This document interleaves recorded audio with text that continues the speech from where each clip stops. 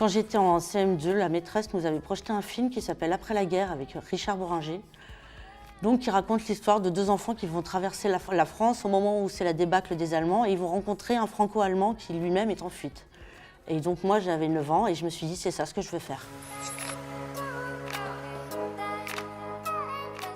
Alors j'avais déjà mis un pied un peu dans l'emploi, mais alors dans le milieu artistique, quand on en sort c'est très compliqué d'y re-rentrer. J'ai eu des gros problèmes de santé. Donc j'ai eu ma vie entre parenthèses pendant 6 ans parce que je suis narcoleptique. Et en fait, Pôle emploi ne propose pas de mise à jour dans l'audiovisuel. Et surtout avec mon handicap, la narcolepsie, c'était un peu compliqué pour moi de reprendre des études assises et de pouvoir soutenir mon attention pendant longtemps. Et puis comme j'avais quand même pas mal perdu confiance en moi, j'étais plus très sûre d'être à la hauteur. J'étais déjà handicapée, mais quand on a des grandes crises de handicap qui durent 6 ans, on a vraiment des gros moments de doute pour rentrer dans la vie professionnelle. Et en fait, j'ai entendu parler de l'association Jaris Acte Pro, qui aide à réhabiliter des personnes qui ont été en situation de précarité de santé ou sociale.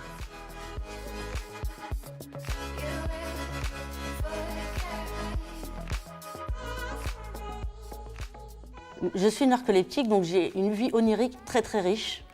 Je me souviens de tous mes rêves et en fait, dès que je m'endors, je commence à rêver tout de suite jusqu'à ce que je me réveille. Donc ça s'arrête jamais. Donc ça tourne, ça tourne, ça tourne. Et quand je suis sur un sujet, par exemple quand je suis sur un montage, je suis tellement passionnée par ça que quand je m'endors, je continue de monter dans ma tête. Je trouve dans mes rêves une source d'inspiration sans limite.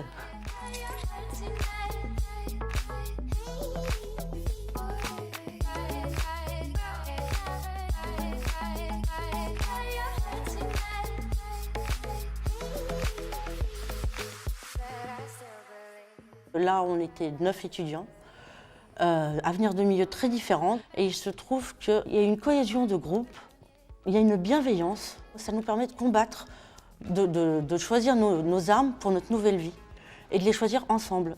On est là pour nous accompagner et nous montrer le chemin.